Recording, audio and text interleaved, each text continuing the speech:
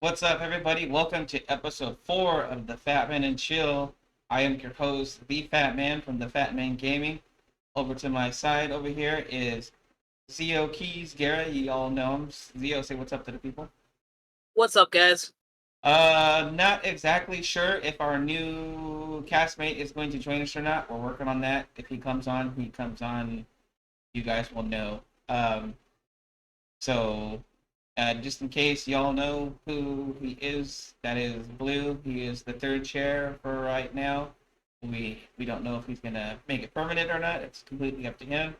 So I'm sure when he comes on later, if he comes on, he'll say what's up. So right out the gate, not much in the world of wrestling news. Nothing that was noteworthy. So we're just gonna jump right into that, and then Z's gonna let you know the lowdown. So Z, fire away. Wrestling news for the week so far. So far, Monday Night Raw and SmackDown have been pretty tame. Nothing really too interesting to report on. Just a few fast lane matches. I reported that last episode. The only other new match so far is a triple threat match for the WWE's women's title. It's gonna be a triple threat between Charlotte Flair, Asuka, and Io Sky. That's pretty much in terms of WWE news. In terms of, and this is new, AEW news. That's right. I'm gonna start trying to cover some AEW stuff. Adam Uh-oh. Copeland, aka Edge, the rated R superstar, has jumped ship to AEW from WWE. Um, doesn't come much as a surprise. He said in an interview that he felt his time with WWE was done. He felt he did all he could do there and his comeback. And to quote him from another past speak speaking that he did, he said his last ever match he wants to have for wrestling, he wants to have it against his brother in arms, Christian Cage. So it did not surprise me too much at all that Edge jumped ship to AEW, knowing that Christian is still under contract with them and will be into the near future, and it wouldn't look like he would be willing to come back to WWE anytime soon. Yeah, you know what? It's actually pretty awesome. I did see Edge's entrance in there. I thought it was pretty cool. Those of you that don't know, it was kind of upsetting though because I thought for sure that we were going to see the reuniting of Edge and Christian. Unfortunately, it didn't happen. Edge did turn, or Edge attacked Christian and his lackeys, and but it was a hell of an episode and really a great grab for AEW after losing CM Punk. Definitely a 10 out of 10 replacement. You really can't ask for more of a wrestler than the rated R superstar Edge. Yeah. I noticed that they were not calling him Edge; they were calling him Adam Copeland and the rated R superstar. So not 100% sure if he doesn't own the name Edge, and that might be a WWE owned name. So Yeah. it'll be kind of interesting Um, to see what he goes by in AEW. If it's just going to be Adam Copeland, because Christian goes as Christian Cage, but Christian owns the rights to the name Christian. Yeah. Uh, in terms of other news for wrestling, just a real quick shoot down. Next week, I'll give you guys a preview for that one. Edge's first match will be on Tony Khan's birthday on Dynamite Tuesday. They have moved it to Tuesday because of the playoffs. Uh, Oh yeah, yeah. MLB. so so Edge will be going against Luchasaurus that night. And in response to this, to try to combat AEW's attempts at stealing viewing ship, WWE is pulling out all their punches with NXT coming up. They are going to have Asuka in a match. They're also going to have John Cena and Paul Heyman, as well as Cody Rhodes is going to speak. And I believe also the Judgment Day is going to be there. Um, so pretty much for John Cena and Paul Heyman, the reason why they're going to be there is John Cena is going to be in Camilo Hayes' corner for his match against Braun Breaker. And Paul Heyman sent out a video earlier this week saying because John Cena's been poking his nose in the tribal chief's business, or as I call him, the tribal queef. So I've heard someone else call him that, and I like it, so I'm sticking with it. Um, he's put it into Paul Heyman's power to be on Braun Breaker's side, thus making Braun Breaker now a Paul Heyman guy. Oh, that's interesting. Yeah, Oh, so NXT is pretty much setting up to be a great show. I will watch it this time. I'm actually gonna watch it this week just to see what happens. And to me, it all seems like WWE's doing this as a big fuck you to Tony Khan and AEW, seeing as how that same night it's Tony Khan's birthday. huh. So That's what better way to try to steal traction away from Edge's first match on AEW than to bring all the big stars onto NXT that night? right. Right. Okay. So is that it for the wrestling news? That will be it. Okay. All right, guys. You heard it there. Edge, some interesting NXT stuff, and yeah, that's it for the world of wrestling for right now. So moving on. Uh, real quick, guys. This episode, as we had mentioned in the last one, this is going to be our Killer Clowns from Outer Space review. We're going to be going over the movie, going over our thoughts about it, what we liked about it, what we didn't like about it, and then ultimately at the end, giving it a score. If we can get blue in, it'll be best 2 out of 3. So highest score breaker. You guys know how it works. We won't be doing any 0.5s or nothing in that, so it'll be a solid number.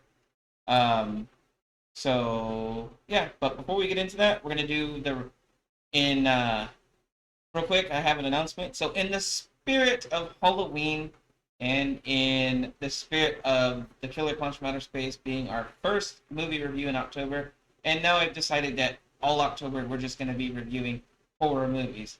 So doing the next thing, I have an announcement for a quick giveaway for the month of October. So, for the month of October, in celebration of Killer Clowns from Outer Space, we are going to be doing a Blu-ray of Killer Clowns from Outer Space with the limited edition Rudy Funko Pop sculpture. Comes in a glass case. If you don't know, Rudy is one of the clowns from the movie. I have the package for him, and I have the Blu-ray. We'll be bundling it together. One person, or we'll do people who come in and leave a comment and a like on the video. This video will automatically be entered, uh, and we'll announce the release date of the drawing. So be on the lookout for that. And then all you have to do is leave a like and a comment on this video, and then any of our other videos, and that automatically enters into you to this quick giveaway. So now that we got that out of the way, let's jump into movie releases for October. We're gonna do them all. So Z, if we get to a movie that you potentially are interested in, let us know, and then get them out, please. And then we'll stop and talk about it real quick. So let's get started. So releasing on October 2nd, this on Hulu, we have Appendage. Don't know what that is. Um, October 3rd, 2023, digital and VOD, Mary Had a Little Lamb. October 3rd, 2023, digital and VOD, Unstuffed, a Build-A-Bear story. Huh? I have no idea. I had no A Build-A-Bear story. I've put no research into this other than the release dates and the movie names. Um, October 3rd, 2023, digital and VOD, we have Kindling. October 5th, 2023, on Paramount Plus, Monster High 2. October 6th, 2023, in theaters, we have The Exorcist Believer. Now that one looks really interesting. I kind of want to see that. I'm liking what I'm seeing from there. I generally, particularly rule of thumb, don't mess with the devil movies. They're not my cup of tea. They're a little too scary for me. Uh, and Wow. yeah, so I don't mess with the devil stuff. But coming to theaters, and it actually does look good, so maybe for me. Um, October 6th, 2023, in theaters, we have The Burial. Um, October. Oh gosh, where was it? Oh, there we go. October 6th, also in theaters, we have FOE. October 6th, 2023, in Paramount Plus, we have stop it, you guys. We have this one looks really interesting. I can't wait to see this one. Um, Pet Cemetery Bloodlines. I do believe it's a prequel to the first two movies, so yeah, this one looks pretty good. Looks freaky. October 6th, 2023 on Netflix, we have Reptile. Uh, October 6th, we have Desperation Road, digital VOD. October 6th, Totally Killer, Prime Video. October 6th, Cat Person, limited. So I don't know. It's limited viewings, I guess. Mercy Road, limited October 6th. Last Stop, Limeria on Max.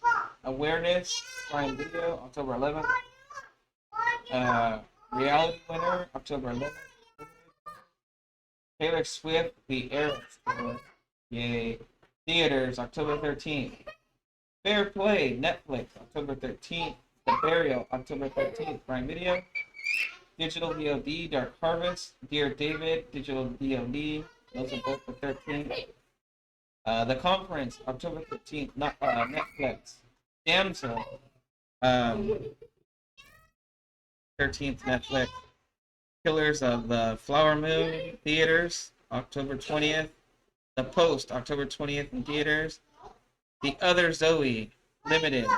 Um, Old Dads, Netflix. This one looks really good. I forgot who was in this movie, but Old Dads looks really good. So, hang on. Yeah. Let's talk about something real quick. See, I gotta mute Mike. I gotta do something real quick. Hold on. Yeah. All right. So, damn, I hate being put on the spot like this with ADHD. When you get put on the spot, your mind goes blank. Uh, but what to talk about? Yeah, I got nothing to talk about, guys. But some of those movies do sound interesting. I'm still trying to wrap my head around the Build-A-Bear one. Like, Yeah, maybe it's a. I think it's a documentary about how Build-A-Bear got started, and kind of like they did the Beanie Baby documentary. So, yeah, I don't know. I might have to like watch that because I do like documentaries. Let's see. I'm talk about Old Dads. October 20th, Pain Hustlers, Netflix. The Pigeon Tunnel, October 20th, Apple TV. Saturn Bowling, October 24th, digital and VOD. Milli Vanilli, oh wow. Paramount Plus, October 24th. And then the banger for October, people, the one I can't wait to see. Five Nights at Freddy's, the movie, October 24th, 2023, theaters, and The Cock. That's Peacock for you that don't know. But yeah, October 24th, in theaters, slash The Cock. October 24th, in theaters, we have Freelance. October 24th, Sight, in theaters. Sister Death, October 24th, Netflix. The Holdovers, October 24th, limited. And Fingernails, October 24th, limited. And that is your movies release dates for the month of October. So, a couple of movies coming out that I definitely want to see. The Exorcist, The Killer of the Flowers, which is that Leonardo DiCaprio Native American movie. It's like a old Western style movie era thing. It looks really good. And then of course Five Nights at Freddy's. I cannot wait for that movie. We will be reviewing that movie, guys. So we're working on a plan to maybe go see that movie as a trio in the theater. If not, then we'll simultaneously watch it on the cock. So um, say hello to the kitty. Hello, kitty. All right, go away, kitty. Okay. Okay, guys. So yeah. So Z, anything in the month of October, movie wise, interesting to you? And if so, do you want to see them? well, the only two, like I said, that really stuck out is the Mary Had a Little Lamb and Build-A-Bear. You Now, know, I think Mary Had a Little Lamb. I think that's like a Pixar style movie. I think that's like a kids movie. Yeah, I'm hoping it is because I swear they already did this with Winnie the Pooh, making a horror movie out of it. Like I wouldn't be surprised if they started doing it with nursery rhymes because No, so the guys that made Winnie the Pooh Blood and Honey, they are making a sequel to Blood and Honey, but they're also making a another movie for a different fabled character. Now I forget which one that it was. So if you want to look it up real quick, uh, I know they're making another movie based on another beloved property. I just don't remember which one it was. So I think you could just Google search Blood and Honey next movie or Blood and Honey director's next movie. So yeah, while Z's looking that up, guys, yeah. So um, I'll check to see what that Build a Bear movie is. Who knows? But yeah, definitely The Exorcist, Five Nights at Freddy's, and then the Leo DiCaprio movie, and so all those are all looking good. And then of course, this being the month of October, the month of Halloween, there'll be the Halloween marathons on TV. There'll be the Friday the 13th marathons, and we have a Friday the 13th in October. And if they miss the opportunity to show all those movies all in one day, then TV doesn't need to exist anymore. Uh, all right. so Just real quick. So Rise Frake Waterfield, the director of Winnie the Pooh, Blood and Honey, uh, it says that he is working on several projects. Some uh, do not have names, but the other two projects, the three projects that do have names so far, is Winnie the Pooh, Blood and Honey 2, which is scheduled to be released in February of next year. yeah, they have a trailer out for it, I think, or some set leaks came out because they were showing Christopher Robin and a couple of other things. Yeah, the next two that are on this list is Bambi: The Reckoning, which is a horror retelling of That's what it Bambi. was. Yes, it was Bambi. That's right. Yeah. See, I told you. And Oh. then the next one that is named here, which I might actually am excited to see a trailer for and see what it's going to be about, is Peter Pan's Neverland Nightmare, which will include Tinkerbell. Yeah. So there's always been that side story that most people thought was stop it, buddy. You gotta stay on the ground.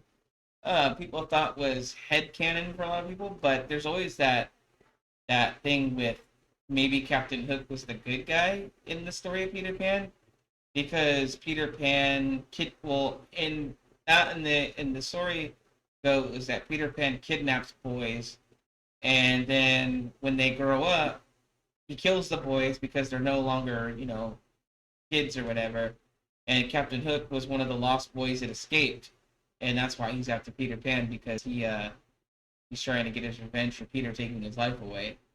So I always liked that because I do like the awkward little fable tales, the twist on them.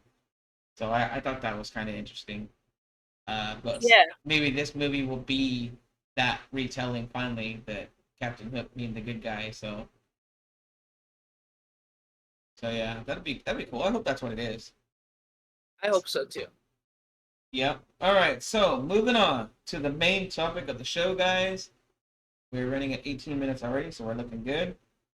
Um, we are now moving into the main topic. So our main topic for the show is, of course, Killer Clowns from Outer Space. Uh, a movie that is cheesy, campy. It's your typical 80s horror movie. The whole movie just reeks of 80s. So this came out late 80s. It has no reason being as good as it is. It's a cult classic. People love it. So let's get down to the business. All right. So the movie released in. Let's see. The movie released May 27th, 1988. It's 88 minutes long. Uh, they had a budget of $1.8 million and it grossed $43 million at the box office. So it killed its budget. Um, movie was directed by Steven Cheeto. Written by Charles and Stephen Cheeto. So these guys are all brothers, by the way. Produced by Charles, Edward, and Stephen Cheeto.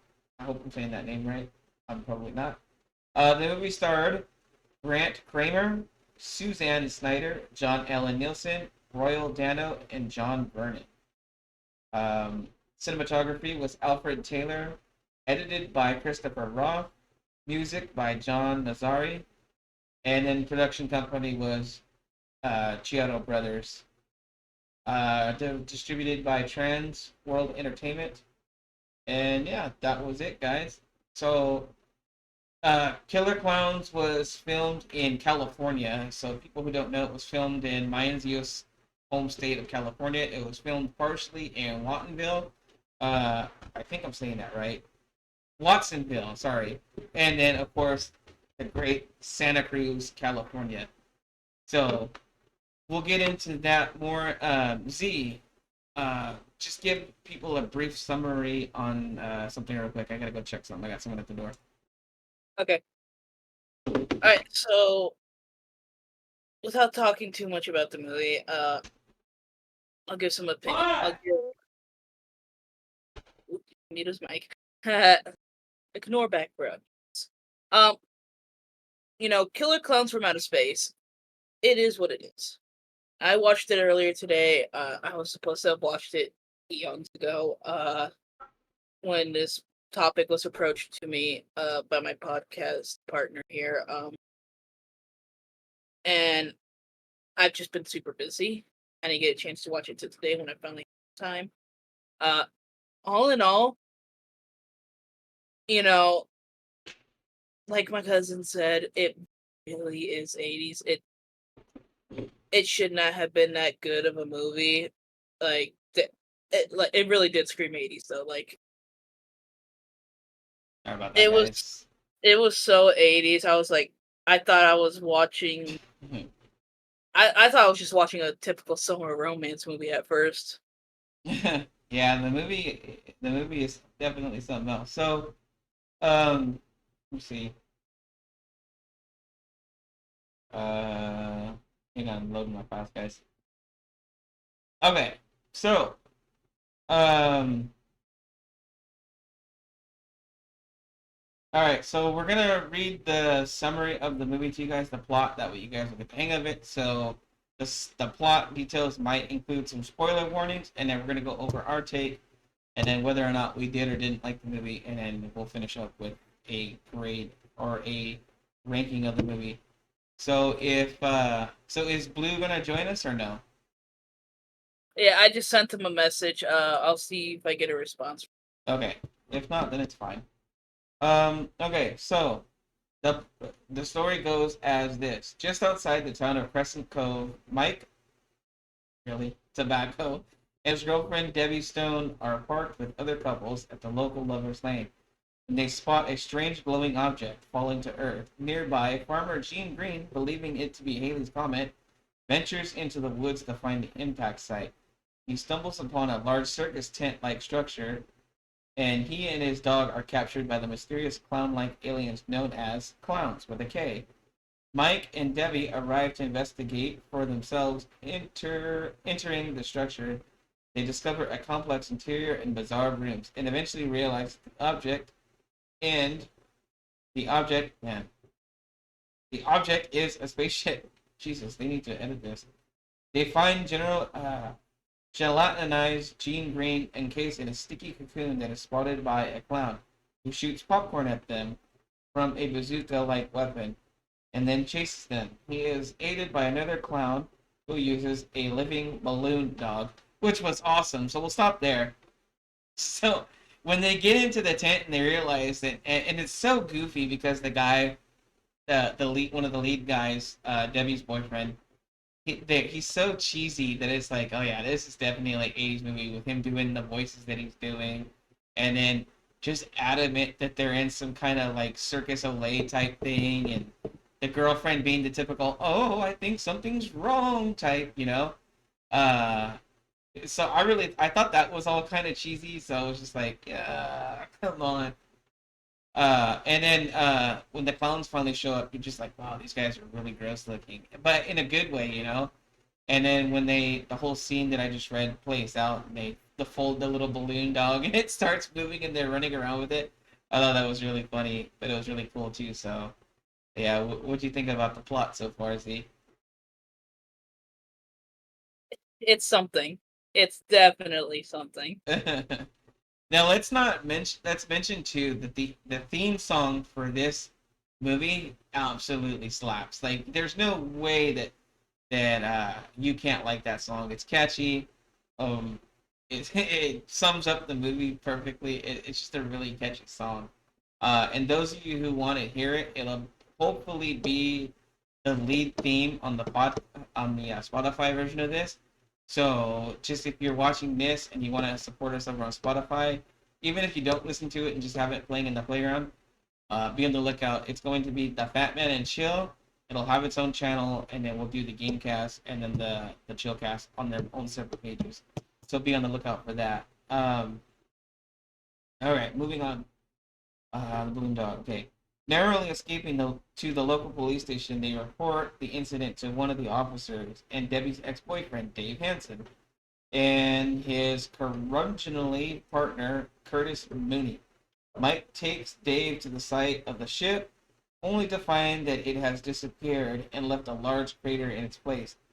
They travel to Lover's Lane only to find all the cars abandoned and covered in in the cocoon substance. Sorry, guys, I don't have my glasses. They broke, so I'm reading this best that I can. So I do apologize. Cocoon substance. The clowns begin encasing townspeople in cocoons using toy-like ray guns. Several clowns perform pranks and mock circus acts, which result in deaths with several onlookers. All right, stop there. Yeah. So that when they start going into the town and they start doing little things like that, I thought that was all hilarious. Especially when they get into like the convenience store and they're all just thrashing it, looking around.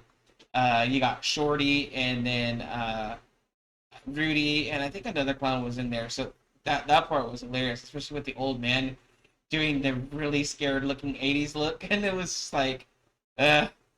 So Yeah, that the scene in the convenience store was. I can't really speak too much because like with my ADHD, it grabbed my attention every now. There'd be times where the movie kind of dragged for me a bit, and my ADHD would kick in, and I'd start looking at it or doing something else. But yeah, then there were times like at the convenience store, my ADHD kicked in, and I started focusing more on that, and yeah, that was pretty funny. The clown just going around, just knocking everything off the shelf. yeah. And I like too at the point when they're done terrorizing the store owner in the store, they have just a pile of stuff and they put it on there to pay for it. So Yeah, I started laughing at that part too because that was kind of cool. So yeah. Um. So let's see. You want to get Lou in on this or no? you want to get in on this?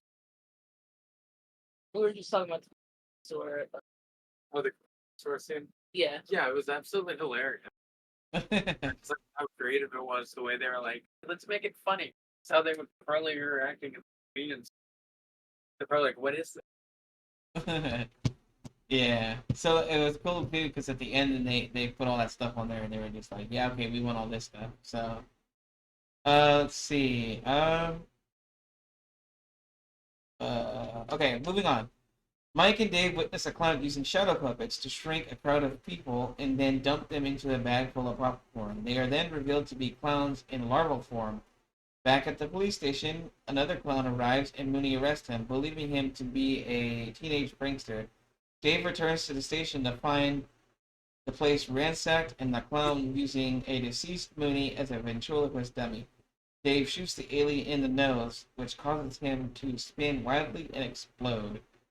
So now at that point, when they find the weakness, I was like, "Oh, okay, that's pretty clever." And then the scene with the puppet, or the sorry, puppet, the clown using Mooney as a dummy, I thought that was really hilarious. And I feel like another movie had paid homage to that, which came out within the last 20 years, I think, and that being that movie. what was that movie called? The one with the dummies? That one with the lady where you're not supposed to say her name or scream because then she'll come and get you. Dead Silence, yeah. So Dead Silence, I thought that was like Dead Silence may have paid homage to that back in the day because if those of you spoiler warning guys who haven't seen this movie from years ago now, it's revealed later on in that movie that the possessed stepmother is using Daddy as a puppet. So uh, yeah. So what'd you think about all that scene? Me? Now that scene did actually make me laugh because it was funny how the clown. Because like up until now, we actually haven't heard the clown speak proper English, like a proper language. It's mainly just been beeps and noises, really. Yeah, just little So growls and stuff. yeah, and then just suddenly a 180 turn and the clown's now speaking through the ventriloquist dummy. It threw me for a loop. Yeah. Sorry, I'm pulling up stats, guys, because I seen something that making sure that we're not messing up. Yeah, so that was pretty cool. So ask Blue what he thought about the dummy scene. What'd you think of the ventriloquist scene? What's the, The police station? oh, the police station scene where when he came in. Yeah, and like the clown turns around and he's using the guy as a puppet. Oh, all I remember was the one where he walked into the chief and sprayed him in the face. Is that the part you're talking about? Yeah, where the spot where the clown had Mooney, he was where he had already taken Mooney out and was using him for a puppet. Yeah. Yeah. So cool. All right. So then let's continue on. Let's see. Okay. Mike meets with his friends Rich and Paul Terenzi, and using the loudspeaker on the ice cream truck, they drive around town attempting to warn people of the clowns. At Debbie's house, a popcorn from her earlier encounter with the clowns evolves into a juvenile clown and attacks her. As she attempts to escape, she is intercepted by five of the clowns, who trap her in a giant balloon. Mike, Dave, and the Terenzis witness Debbie's capture and give chase, following the clowns to a local amusement park where they have relocated their ship. Journeying through the funhouse, the Terenzi brothers become separated after Dave and Mike witness a clown using a drinking straw to drink one of the gelatinized townspeople's blood. They rescue Debbie and flee into the maze full of traps. The trio finds themselves surrounded by a legion of clowns. The Terenzis arrive in their ice cream shop and use the PA to distract the aliens. A gargantuan clown puppet, Jojo, the Clownzilla, appears and destroys the ice cream truck, seemingly killing the Terenzis. Dave creates a distraction, and Mike and Debbie escape before the ship begins to take off. Dave uses his badge to pierce Jojo's nose, causing him to explode and destroy the ship. A clown car drops from the sky, and Dave emerges along with the Terenzi brothers, who miraculously survived by hiding in the ice cream truck's freezer, moments before it was destroyed. As the group watches the fireworks created by the ship's destruction, pies fall from the sky and land on their faces, ending the movie. Um, yeah. So that was the movie in a nutshell. So the ending scenario, Z, what did you like the most about that? And then yeah, go on. The fact of the matter was, it's believable in any movie, really, in any horror movie. The basic trope is if you don't see a character die on screen, did they really die? Yeah, absolutely. And it was so funny how the Terenzi brothers survived. I just thought that was really neat because it was it was like you said, it was cheesy. Whether or not in this that was definitely a trope in the '80s, and whether or not you know if you didn't see somebody die, then maybe they're not dead at all. Definitely. Yeah, and then with the fact of the matter of them, like the whole movie just driving around in an ice cream truck, thinking that it's gonna help them pick up chicks. Yeah, and it was funny too because we skipped that part because when they did have the chicks in the freezer, they weren't your typical 80s hot babes. They were a heavier set woman and an average looking woman at best. So um, Yeah. they weren't picking from the they were pretty much picking from the bottom of the barrel. They had to kitty guys. Um, but we can we'll play with your brother. Yeah. So I thought that Clownzilla was really cool. I thought that he didn't look as even in today's standards, he didn't look as cheesy as I almost expected him to. Like if you go back and you look at movies like the original Godzilla and King Kong, you can really kind of tell how fake that they were. Or even in some of the Nightmare on Elm Street things, you can kind of tell how cheesy some of the things are. I thought this blended in pretty good. I thought the director did a really good job, and then the animators did a really good job um, making it look semi-realistic. You know, it is an '80s movie, so but I thought it looked really good for what it was. And then I thought the ending was just perfect of them getting pies in the face. But to say the least, we didn't see any of the other clowns actually die. They kind of were like when Clownzilla came out and they heard that roar from him, they kind of got scared and started scattering. So they kind of left. So we don't know if they got off the ship or if they were hiding somewhere in the ship. But then yeah, the ship explodes and you're assuming that they all died. But there has been a long rumored sequel that the brothers are trying to get going. It's been in development hell. I think the last time we heard anything about a potential sequel was going to be one of those direct to sci-fi movies. So, but yeah, before we move on and give the movie a rank or actually a rating, why don't you let Blue come over and then give his impression of the movie and what he did and didn't like about it, if he wants, and then we'll do, Yeah. and then we'll get Uh, yours, and then sure. we'll end with me. Okay. Said no. Go Little ahead. buddy. Sorry guys, I have a really clingy cat, so. Adios.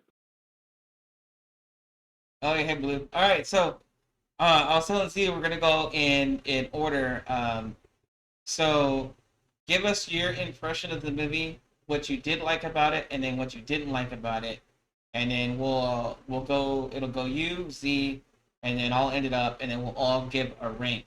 So we're gonna do a 1 to 10 rank, no point fives or nothing like that.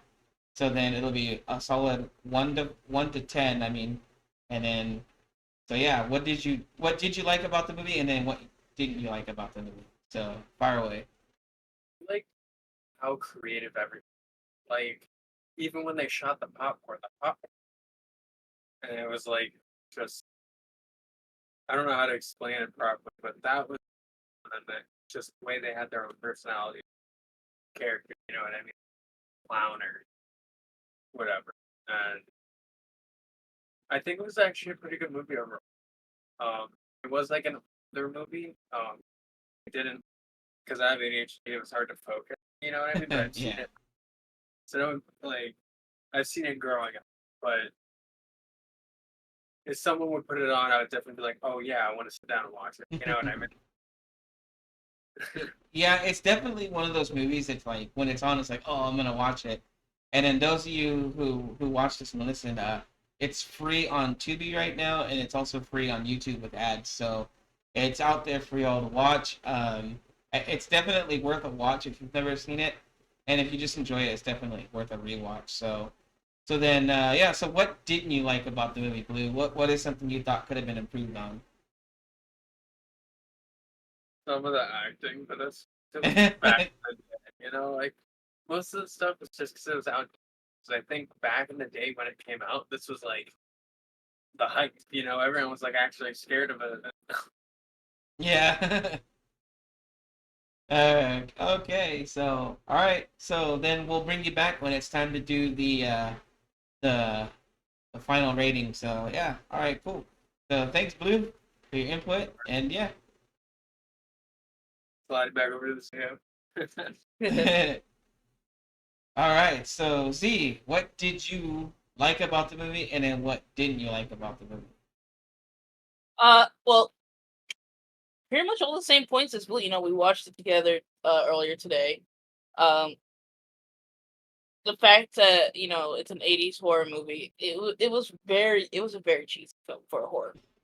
It for me, horror is more along the lines of stuff like Halloween, Saw, Friday the 13th, Nightmare on Elm Street. That screams horror to me because it's got it's got blood, guts. I'm more of a slasher person Yeah. than the horror. I prefer slashers, but sometimes I will watch these comedic horror movies. Yeah. Um, that being said, like it was a very interesting movie. Would I watch a second time? Unfortunately for me, that is going to be a no. Totally Once was understandable. once was enough for me.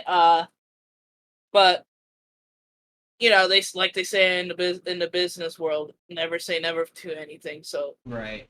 So, if there was a potential sequel, would you be willing to give the sequel a shot? yes, and I actually looked up some stuff about the sequel. Okay. So Sci-Fi was originally intending to make a sequel in 2019. They were gonna buy the rights. Right. However, they got blocked because Fox had acquired the rights to the movie secretly. Oh, It, that's it wasn't interesting. really well known.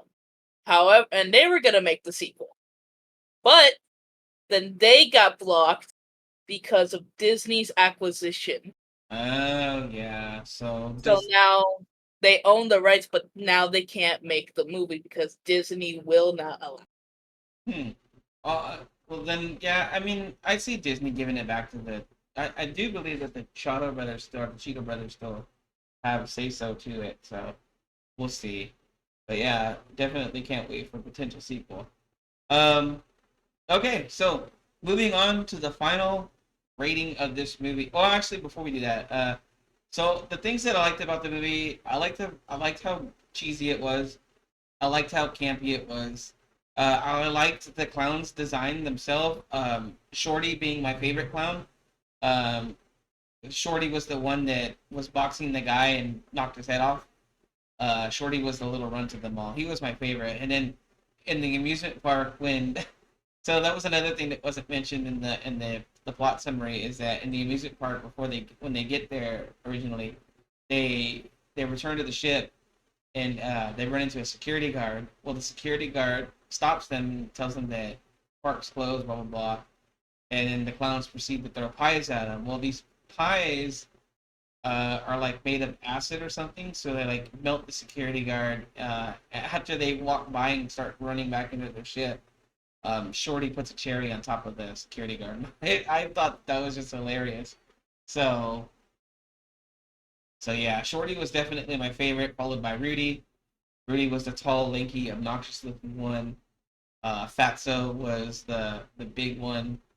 So yeah, I liked the clown designs. Thought they were pretty unique. Now the things I didn't like is the same thing that I didn't like what Blue said. I didn't like the acting per se. I thought it was a little overacted. But again, for an '80s movie, you kind of expect that. I thought that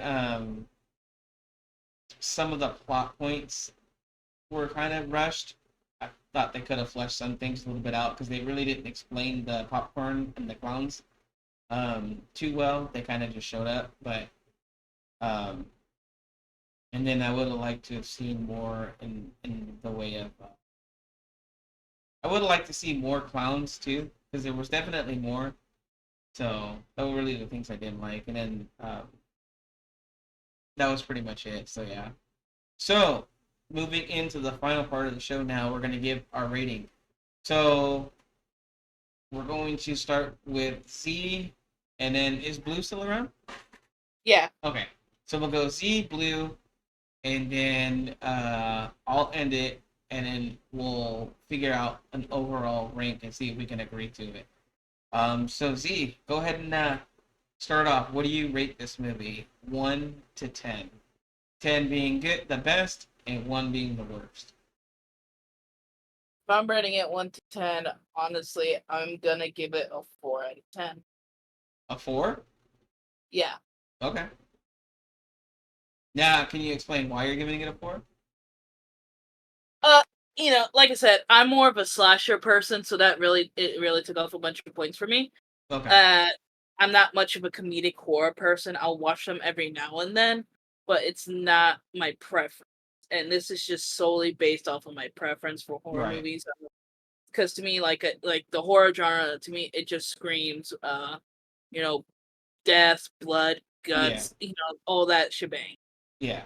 So it's just personally me. The comedic horror movies, while they are good, um, if they can find a right mix of balance between the blood and gore side of horror and the comedic, then it works really well. Because there are some horror movies that are like that. Winnie the Pooh, Blood and Honey being one of them. Mhm. It was sort of comedic, but it still had the undertone of a genuine horror movie. Did you see that Um, movie? no, I've seen clips of it though, and Okay. from what I've seen from the clips, You it got does that vibe from it?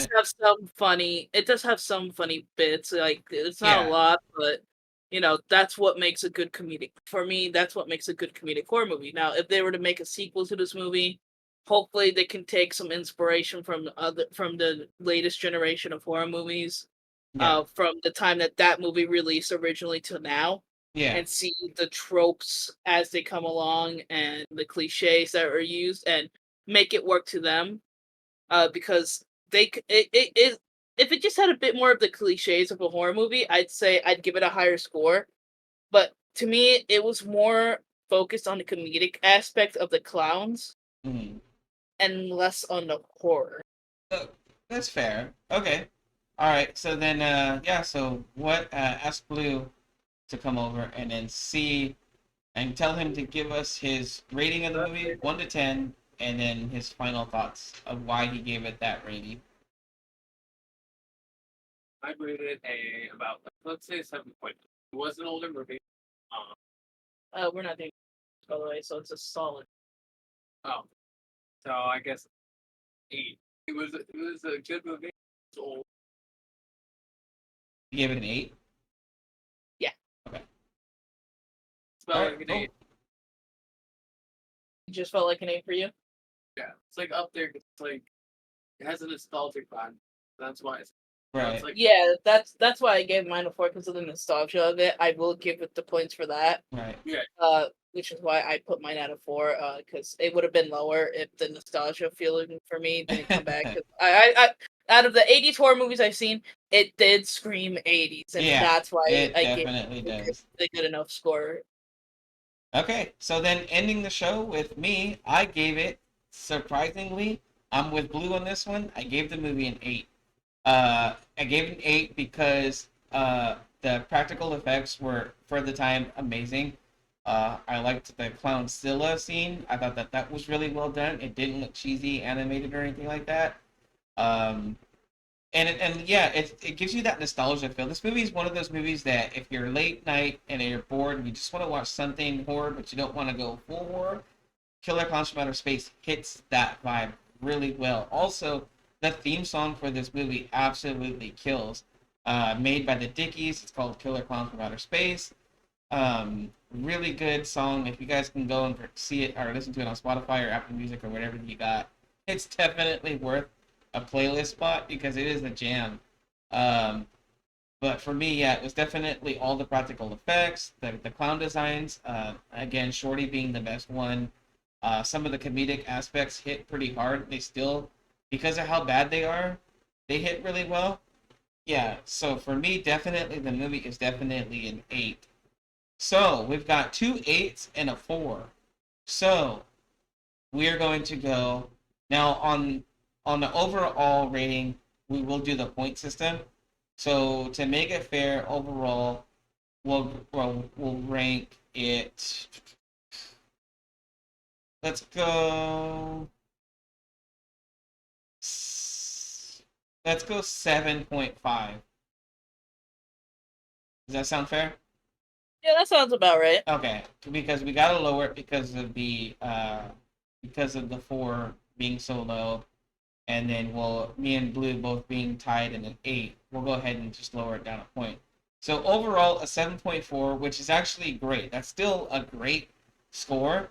Not a terrible score. It's not a bad movie. It's definitely not a good movie, but it's definitely worth a watch, especially just for the nostalgia trip. So definitely worth a watch at least once, and just because of the laughs. So, yeah. So if you haven't seen it before, go watch Killer Clowns from Outer Space. It's really good for a watch, and if you don't like it, completely understandable. It's free right now with ads on YouTube, and then it's free with ads on Tubi. So that's gonna wrap it up here, guys. So thanks for listening and watching. That was our review for Killer Clowns from Outer Space. I will put right down here when I edit the video. So when you're seeing this and we post it, there will be a overall rank down there. I will do my 8, Blue's 8, Zio's 4, and then bottom I'll have the 7.5 overall rating. So that was it for this time. I am the Fat Man from the Fat Man Gaming and the Fat Man and Chill. That Zio Keys Guerra from the Fat Man and Chill and Fat Man Gaming. And then in the back over there is our third co-pilot, Blue. So you guys know what to do. Give us a simultaneous peace out. And then, yeah, guys, we'll catch you on the next one. And then be on the lookout for the giveaway that we're doing. And just a refresher. And I'll put a video at the beginning of this to let you guys know about the giveaway. And then I'll make a YouTube short letting you guys know about the giveaway for the month of October. And I kind of want to do that going forward, doing giveaways. So it won't be too big because we still got the major ones going, but just to give back to the community for helping us get to where we're at. We are now at 73 subscribers, so the 100 is getting closer and closer. So share the video, guys, like it, leave comments, and then if you're new here, subscribe. And then thank you guys for listening and watching. Again, I am the Fat Man over here at the Fat Man Gaming and Chill. That's Zio, and then in the back is Blue. So guys, say bye to the people. All right. See you guys next time. For you.